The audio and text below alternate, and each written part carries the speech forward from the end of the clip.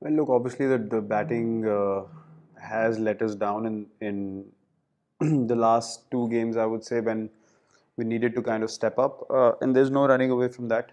On your second question, honestly, I cannot sit here and talk about what's going to happen in the future. That's not for me to sit here and discuss. You probably have to, speak to the selectors what they have in mind, because this is not my job. As I said before, and I will say again, we have continued to back Cheteshwar and Ajinkya because of the kind of players they are, what they have done in Test cricket for India over the years, and playing crucial knocks in the second Test as well. You saw that important partnership in the second innings, which got us to a total that we could fight for. So these are the kind of performances we recognize as a team. What the selectors have in mind and what they decide to do, I obviously cannot comment on that at this moment sitting here. I have no comment to make on either. We understood what happened on the field, and people on the outside don't know exact details of what goes on onto the field. So for me to try and justify what we did on the field and say we got carried away is all. If we had gotten charged up and picked up 3 wickets there, that would have been probably the moment that changed the game. The reality of the situation is that we did not apply pressure, enough pressure on them for longer periods of time throughout the course of this test match, and hence we lost the game. That one moment seems very nice and very exciting to make a controversy out of, which honestly I'm not interested in making a controversy of it at all. It was just a moment that passed, and we moved on from it, and we just kept focusing on the game and tried to pick up wickets.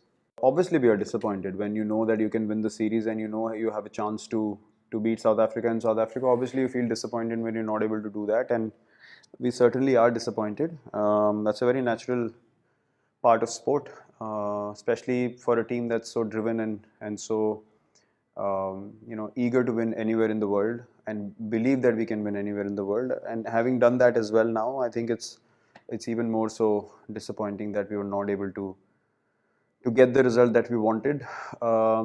But that's part of sport. I mean, you have to accept it, you have to move on, and you have to try and improve and get better.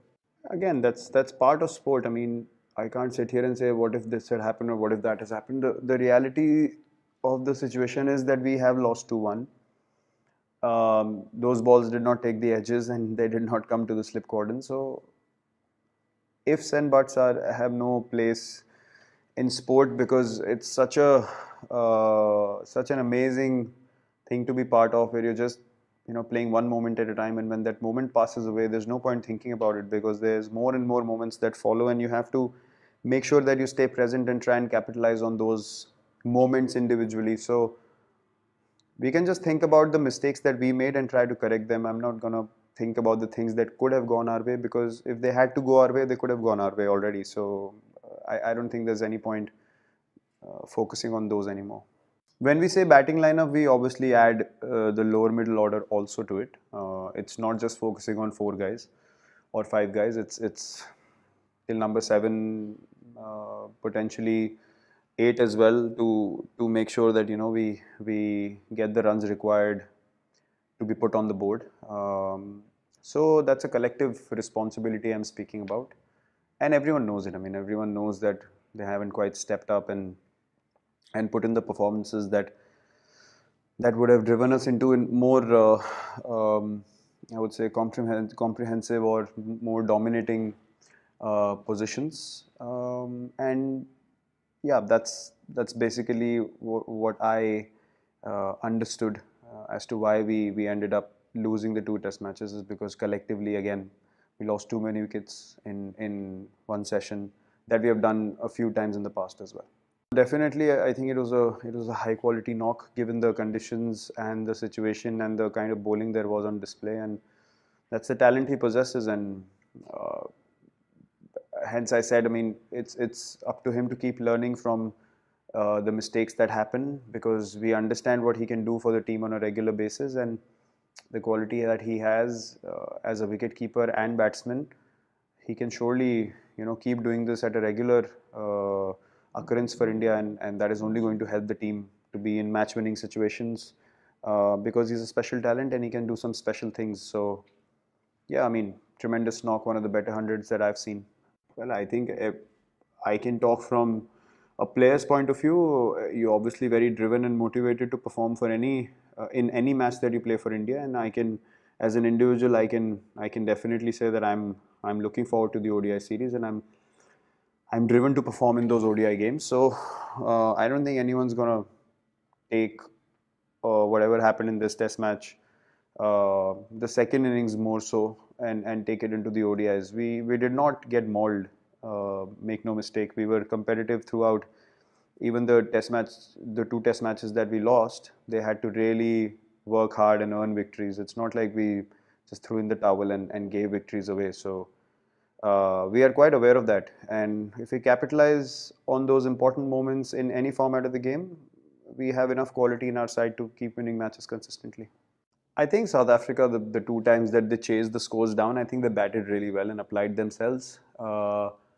We have different strengths, so to compare their bowlers to ours will not be correct, because the kind of help that we get on all pitches across the world, I don't think any other bowling attack is able to do that at the current moment, and precisely why we have been so successful everywhere in the world. Our strengths are different. We probably bowl at different areas, and there are many different ways to pick up wickets. So I think it's important to focus on your strength as a team.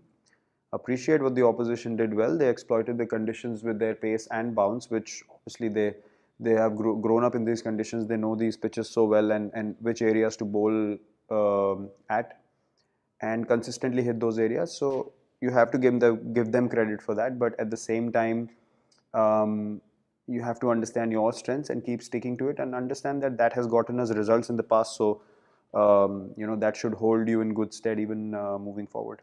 Obviously sir, सबको disappointing लगता है, पूरी team को disappointing लगता है जब हम लोग सिचुएशन पे कैपिटलाइज नहीं कर पाते, और यही डिफरेंस होता है एक मैच को जीतने में या मैच आपकी पकड़ से निकल जाने में. तो यही मोमेंट्स एग्जैक्टली मैंने अभी मेंशन किए थे कि जो फेजेस हैं जहाँ पे हमने इतनी अच्छी क्रिकेट नहीं खेली, वो यही फेजेस उसमें इन्वॉल्व होते हैं जहाँ पे हम लोग कैपिटलाइज नहीं कर पाए उस मोमेंटम को, और उसको ज़्यादा अपनी तरफ नहीं खींच पाए, और इसीलिए हम लोग जो आखिरी दो टेस्ट मैचेस थे वो नहीं जीत पाए. नहीं यार, मैं तो थर्ड टेस्ट भी खेला हूँ, तो हमको तो जीतना चाहिए था ना. अगर मैं खेल के सेकंड टेस्ट भी जिता देता तो ऐसा, ये सब कोई गारंटी नहीं होती, और स्पोर्ट में निगल्स और इंजरीज तो चलती रहती हैं. बट टर्निंग पॉइंट, ऐसा मैं एक कोई मोमेंट नैरो डाउन नहीं कर सकता हूँ, बिकॉज मैं यही बोल सकता हूँ कि साउथ अफ्रीका ने अच्छी क्रिकेट खेली काफ़ी दोनों मैच जीतने के लिए, और द फैक्ट कि उनके पास एक चेजेबल टोटल था फोर्थ इनिंग्स में, आई थिंक उनको थोड़ी सी हेल्प उससे हुई होगी. शायद मेरे हिसाब से अगर वहाँ पे ज़्यादा रन होते दोनों मैचेस में, तो हम लोग ज़्यादा प्रेशर बना के रख सकते थे लंबे समय तक. तो बस यही एक दो चीज़ें हैं जिनकी वजह से मुझे लगता है कि हम लोग उन सिचुएशंस पे कैपिटलाइज नहीं